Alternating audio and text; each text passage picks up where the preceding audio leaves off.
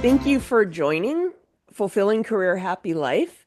Continuing in our series, A Seat at the Table, I've been so thrilled with the guests that have agreed to come on and have these discussions about, reflecting back on what our career paths are and what are the things that we've learned, hopefully to help the people that are coming up behind us. And today I'm thrilled to welcome an old friend, Mark Plinio. Mark and I worked together. Mark, I looked up your LinkedIn profile today. We've known each other 20 years. Wow. I know, it's Yeah. amazing. Yeah. It We're really is. aging. We're We are, aging. no, we're not. No, we're not. We're just gaining experience. But Mark has a unique background. It was one of the reasons I was so excited to have him is when Mark and I first knew each other, he was actually in the legal side of a big corporation supporting commercial, but he was recognized for his commercial focus and his commercial abilities and uh, brought over to the marketing side. I'm not sure if it was a push or a pull, Mark, maybe both, but he really moved up the ranks then in marketing and different business leadership experiences. You had some time in sales. Then I noticed you've taken a couple of C-suite opportunities, chief commercial officer at a few different places. And now Mark is the chief operating officer of Purplemoon Agency, which so he's still involved in the rare disease space, but just from a different aspect of it. Have I missed any of the high points of your background, Mark? No, we could go back to Little League. We could do all of that, but I think that might What bore everyone. position did you play? I played pretty much every position, which is kind of really appropriate for this discussion, quite frankly. And we can get It's into great. that. It's really interesting that you bring that up. I mean, we're bringing it up lightly, but competitive sports and team activities in general are really foundational for a lot of us. And when I was a sales leader, I used to like to hire as sales reps wrestlers or other competitive athletes because they were just really tenacious and you could apply a lot of those skills to business. It was pretty interesting. Yeah, I mean, from my perspective, it's, the team sport mentality, regardless of what you're interested in from a sports perspective or not. It's just, knowing a role, playing a bigger part of, reaching a goal or a vision for the team as a whole, and working together and collaborating to get there because no one can do it alone. Yeah. And, I think about just my career path, and, I jokingly talk about, I played every position, but I was pretty purposeful from a standpoint of, really going from coming out of college to law school, working in law firms, and then ultimately joining pharma. For me, it was always about picking up a different experience. Hmm. And I bring this up in a lot of discussions with people because you don't have to be an expert in one particular area. I've found over the years that, being experienced in a particular area so that you know what the conversation is about and you're able to ask the right questions ends up being the skill set that will, enable you to grow and to be more successful over time. So as I've kind of marched through my career, I've made different choices to build and really develop an experience that helped round out my overall enterprise leadership approach. Because, I could sit here today, I'm going to tell you right now, I am not a financial whiz kid, right? But I know my way around a P&L and I can ask the right questions and I Yep. can make the right investments and things like that. But I'm not a CFO. Right. Um, in other areas, maybe I am an expert, right? Yeah, compliance, law, things like that. I'm very comfortable in that arena. But it's always been about creating that pathway and having the vision to think about where you wanted to be 5, 10, 15 years ahead and what were those experiences you wanted to collect. And I tell that to a lot of people that I mentor because I find that the the mindset of I have to be the expert in this area before I can do the next thing or take on the next role. In fact, your growth actually lies in those areas where you're most uncomfortable, quite frankly, because your learning curve is high and steep, but you feel that kind of energy to kind of develop. Yeah. And I've had that kind of drive me. What you're saying is absolutely gold. And I'm so glad that you brought it up because, yes, seeking out those very purposefully seeking out those growth opportunities and broadening your background is so important. And it was interesting. I have this conversation with clients a lot. Like when I went to grad school, my area of specialization, which you might not call it specialization, was general management. So we, as you said, we took enough finance, we took enough economics, we took enough accounting, all of this to be able to manage it, but not necessarily be a functional expert. And it's okay. You at that level, you almost need to know your way around a P&L, know the questions to ask, and have the right people on the team to provide the answers. But I think it takes a little bit of confidence to get yourself there and to Yeah. manage people that know more about a function than you do. Yeah. And I think, you know, that's the most challenging part, I think, about, moving through a development time is, that many times the person who might be across the table from you knows more about a particular subject area. And you're trying to manage them over time. And you could easily take the path of, I'm going to feel really uncomfortable and I'm just going to sit back and just let that person do whatever they're going to do. And you're not going to get a lot out of that, right? I've found over the years that I've found myself in that position more often than not, quite frankly, uh, but have been able to, really engage in conversation to make that individual feel like they're learning something too at the same time, right? And I think I tell many times my story of going from kind of a lawyer, in pharma to a commercial leader, as I really kind of operated with this, man with two brains type of thing. And, in the very beginning, as a lawyer that transitioned into the commercial organization, my kind of legal personality was right front and center. And in the background, my commercial and creative and all of that was kind of just operating, in the background. And as time kind of went on, that legal aspect mindset kind of moved to the back, and the commercial and, creative and marketing aspect moved to the front. And the legal bit was kind of operating in the background, helping me to kind of navigate and mitigate risk, and being able to see ahead and know the problem that might happen, and start to make some decisions ahead of time to kind of, set a course forward that would help avoid that risk. But there was a period of time where I quite frankly didn't know who I was. And that was a little bit scary because, you kind of found yourself, here I was, I went to law school, I trained to be a lawyer. I spent 10 plus years in law firms and in-house, doing that. And now midway through my career, I've kind of made this jump and thrown myself into an environment where all these other people have been doing that for a long time. And where did I sit? So I found myself constantly for a period of time questioning, it was somewhat like imposter syndrome, quite Hmm. frankly, very early on, before that became a real term of art for people to use. I felt it. And I remember, there was, a Congress I went to as an, early stages of my marketing career. And I was alone at the end of the Congress, waiting to figure out where I was going next from my flight perspective. And I just was sitting there going, what have I done? Right. And, it took me a while to kind of think through that. But I remember, talking to folks like yourself and other folks who were doing this for a longer period of time, kind of looking at me and going, all that stuff you're feeling, it's all in your head. You are the biggest impediment right now to moving beyond where you currently are. We're so good at that. Right. And that was all I needed to hear, because once I did that, it just opened up a realm of possibility. So, Yeah. and many times I think for young developing talent, they're getting in their own way. Right. Yeah. And I think the ability to kind of see beyond that, recognize that you're not the expert, but that you are growing and that you're collecting these experiences, are really the thing that you need to be doing. Yeah.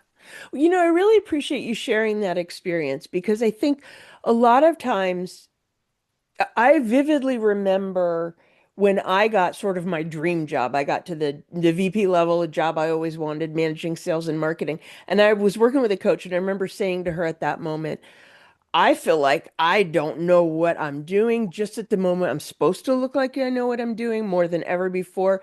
Does everybody feel this way? And she said, yeah, it's just some people don't acknowledge it and whatever. So I have seen many people go through the situation that you have, like when I was in corporate, and sometimes we overcompensate and act like we know everything. You took an approach of doing a little bit of soul searching, a little bit of inner work. You paid attention to it and worked it out for yourself in a way that you then got out of your own way. And I so appreciate you sharing that story. Well, it's helped me as I've thought about not only just my career, but the teams that I've built over time. And I actually use it, I'll tell my teams straight out, I have no idea how to do that. But that's what I'm counting on you to figure out how to do it, and we'll do Yeah. it together, right? And I find that to be very empowering. I find it to be, as a leader, a certain level of authenticity and vulnerability that you're showing to your team, and you're giving people the room to experiment. Uh, and and I think if you don't feel like that as you're developing, I think that's the challenge, because if you constantly feel like you're under a microscope, and this is where obviously, I'm glad you mentioned what you did, because I think the tendency for people who feel like maybe they don't know what they're doing is to start to micromanage people, Yes. kind of think about, well, I need to show that I'm really involved and I know what I'm doing, and that creates a whole set of different challenges for teams. And I've found that, Absolutely. And that's the reason I have a job, is because of yeah, that dynamic. exactly, 100%, right? So it's like, how do you create an environment for your team that enables them to grow, feel empowered, feel challenged, but also set a level of accountability that you're going to get there together, but they do have a role and they do have responsibilities and goals, and we're working together to achieve them. But you're not going to be, dialing, deep on every day on what's going on. You're gonna dive in as you need to. But that's helped me over time, because I never wanted to feel that way. Yeah.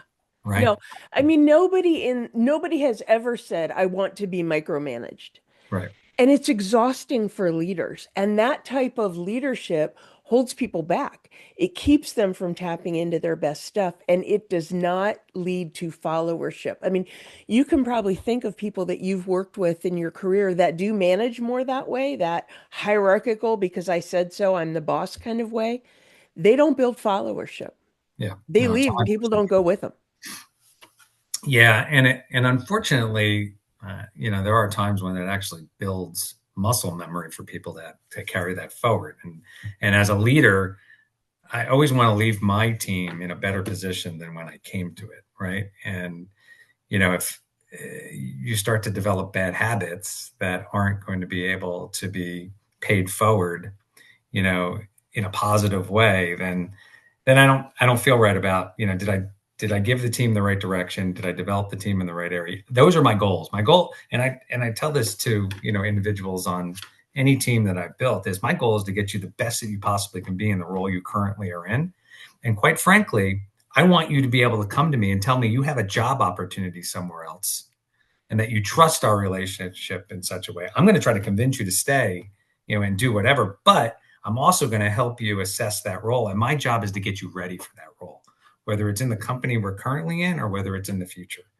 And I think if you can develop that relationship with a team, then I think you've got people who trust you and are willing to really run through walls for you and create Yeah. that followership that you're talking about. Absolutely. And that, it strikes me that that perspective is both very generous and very aligned with what successful leaders do. You know, Yeah, yeah, because I think at the end of the day, just look at what is a leader, right? You're trying to help. My view of a leader is really, you are trying to help. You're trying to help a team grow.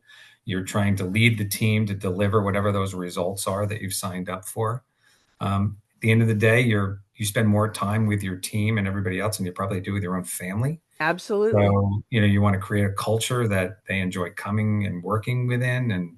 And I think that's part of the leadership, skill set of being able to develop all those things at the same time, deliver results, but making an environment that people really want to bring their best forward each and every day. Uh, a job is great. It's a job, uh, and that's what it is. But you should be getting something out of it, and you should be bringing something to it in order to do that. And I use that also from a development perspective with people. No one's going to tap you on the shoulder and say, hey, you need to be developed and you're going to do X, Y, and Z to do that. You have to own it. Right. And no one tapped me on the shoulder and said, you know what? You would be a great commercial leader as a lawyer. Right. That just wasn't going to happen. For me, it took I remember when you moved over, and that was a big deal. Like nobody did that. it was not easy for me. I mean, the process of actually doing it was easy. Getting me to that process, was, I remember I vividly remember the kind of jumping off point for me as to when I finally said, I'm doing this. I was in one of these, leadership development programs Hmm. that we all were part of. And they made you take a stand for something of what you were going to do, something that was always brewing in the back of your mind that you were just constantly thinking about and where you're actually going to do it or not. That's And I cool. finally said my thing was going to be, I'm leaving legal behind and I'm going to go jump into the commercial side of the business because I always felt like from day one, I wanted to get to a point in my career where I was more, closely tied to the business of something rather than cleaning up something as a lawyer.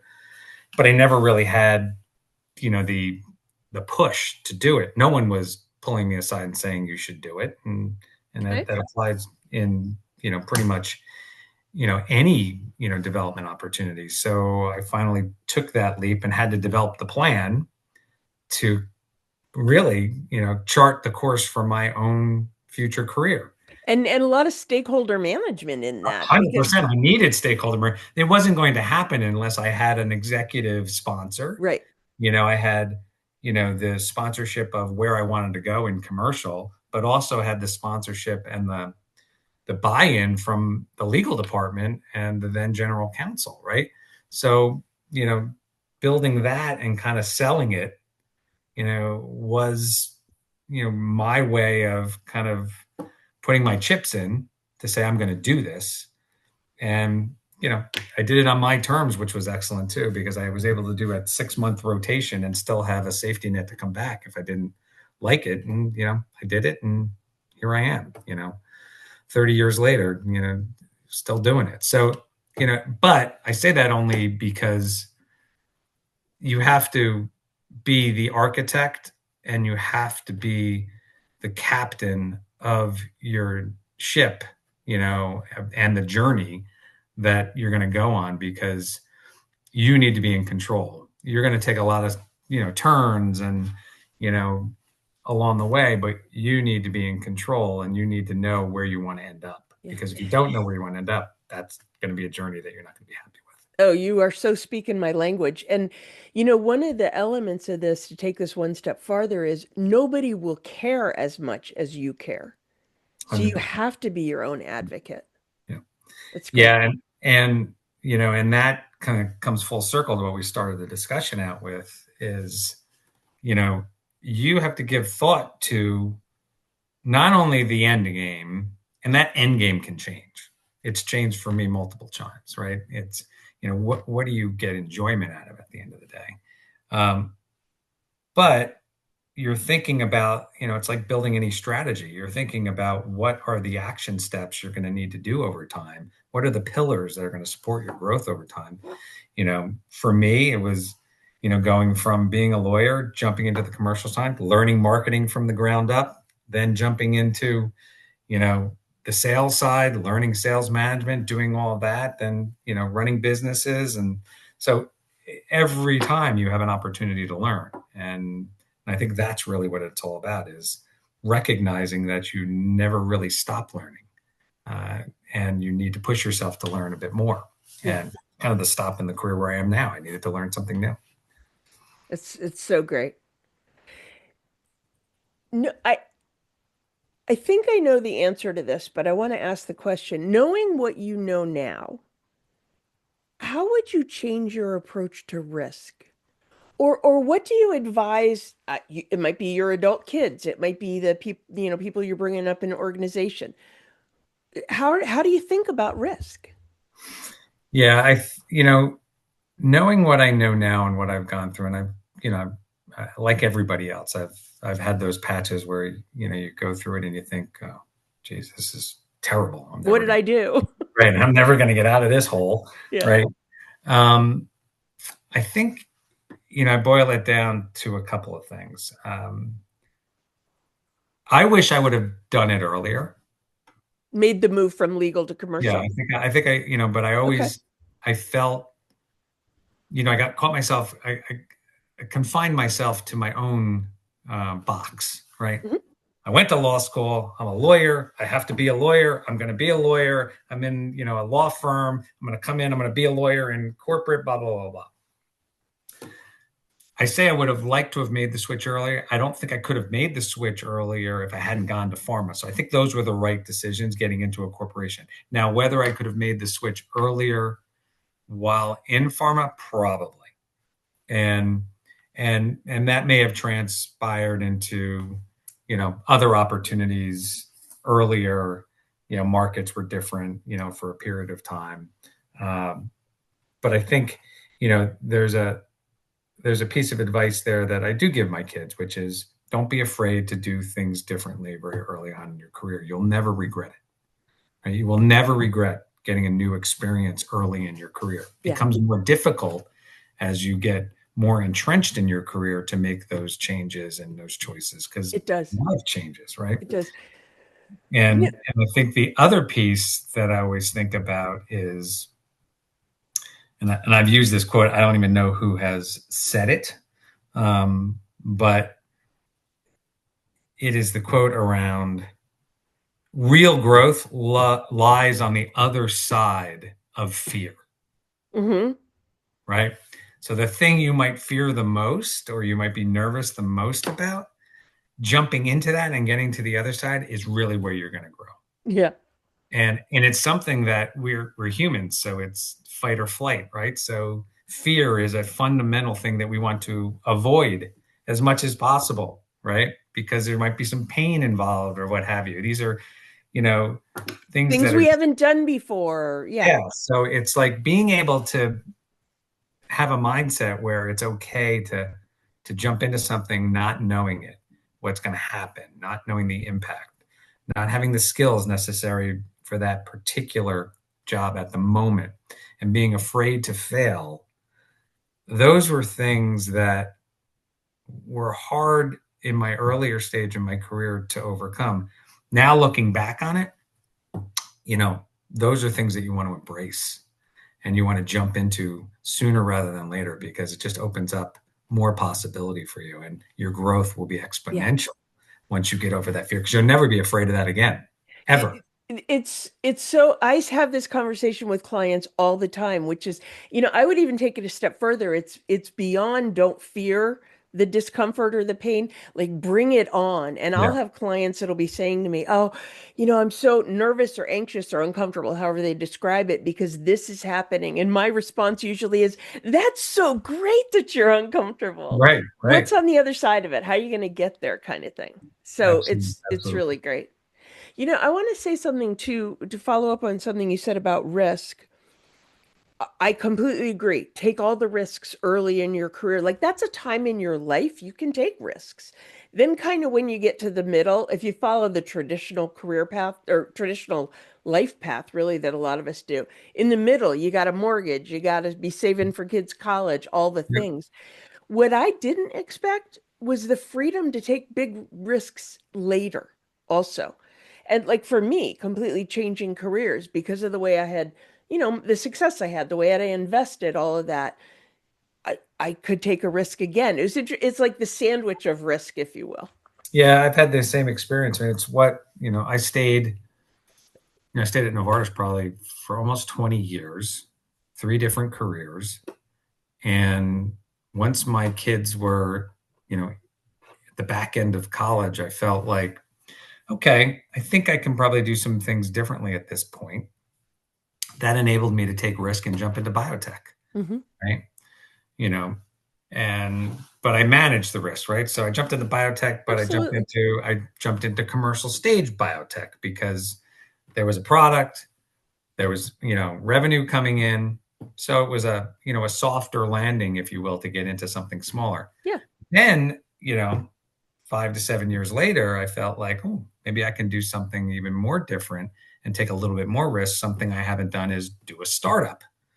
So I could do that. And I did that, And so it becomes easier because your world changes, but you've prepared for it and you know how to compartmentalize some of the risk and you can manage it. It's it does go in ways, but you're right. There is a period of time in the middle that you're just there's a means to an end at that point, whether it's college, mortgage, what a kids, whatever it is. And those of us that are lucky get through that piece Yeah, and can, have the privilege of being able to take that risk on at that point. Yeah, it's great. It's interesting, Mark, as the podcast host, obviously I have a list of questions that I usually ask, and our conversation has so beautifully touched on so many of them. I actually have just one question for you sure. left, which is, are there leaders that you follow or books that you read? Like, you seem to just naturally have this beautiful leadership style. It's been really fun to get to know what's under the hood with you in terms of leadership. But are there things that you read or things that you follow that might be helpful for listeners? Yeah, I think, for me, there's not one particular book or leadership style. I've read a number of different books and I find they all do it in a different way. And I don't subscribe to one particular methodology. I think what always comes to mind for me is to be very, very authentic, right? Yeah. For me, and when I meet people, I tell them the same thing. What you see is what you get. I'm going to tell you what I like. I'm going to tell you what I don't like. I hope you don't take it personal. And we're going to work on things together, and we're going to do great things. And hopefully, you're going to love it. And I don't think it actually stems from reading a book, working with anybody in particular. To be honest, I think it stems from parenting. Growing up, I had some great role models in my mom and dad, and continue to. Uh, they're in their 80s now, but Oh, my you're father, so lucky that you still have yeah, them. and it's great. But my father was in corporate America for years, and I got to actually, through him, experience how he dealt with his teams and how he, managed people, managed conflict, you know, dealt with direct reports and everything. And for me, I think the best lessons that I've always learned were through my mom and dad, and particularly my dad in the corporate world, was just to treat everyone with respect, expect the most out of people, uh, be the best person you can at all times, and try to help people. And I learned that from him and from my mom. And I think you leadership is a natural thing. We're Hmm. all leaders in some way, Hmm. and you develop that over time. And some people may not have really stepped into where they are in their true leadership journey, but at some point they will. But I do believe and that it has a lot to do with your experiences that start from a very early age.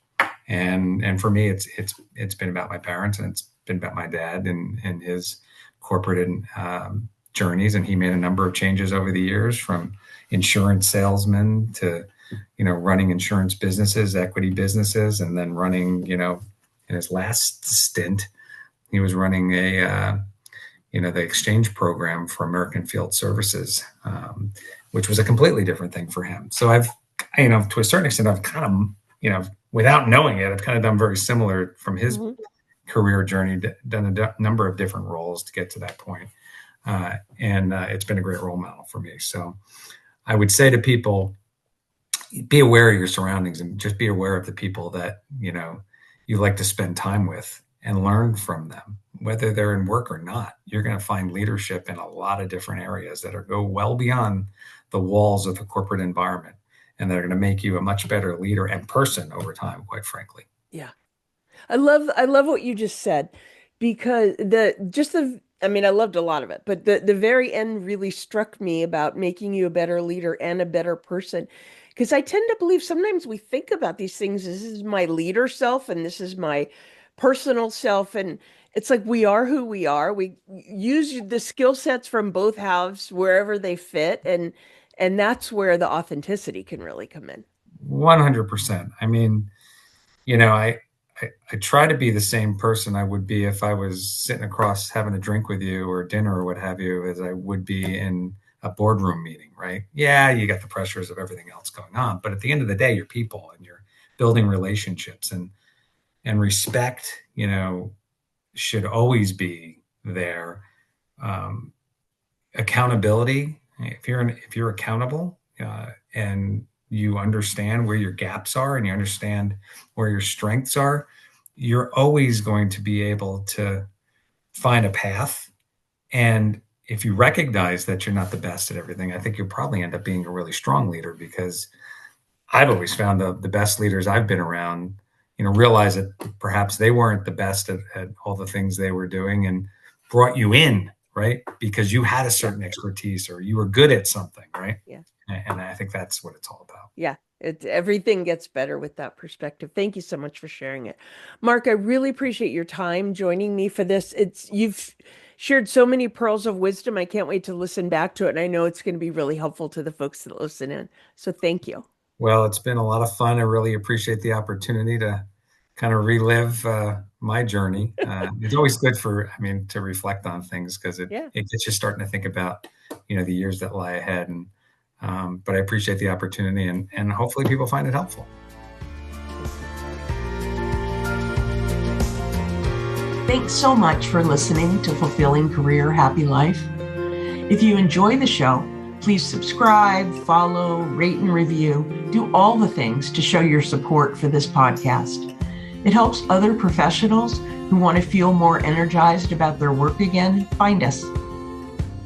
And if you want to take this thinking further, please follow me on LinkedIn, where I share content on a regular basis. You can also get on my email list by downloading the Career Satisfaction Assessment or through my website. All these links are in the show notes. Thanks again for tuning in. I truly appreciate that you make the time for yourself to listen to the show. See you next week.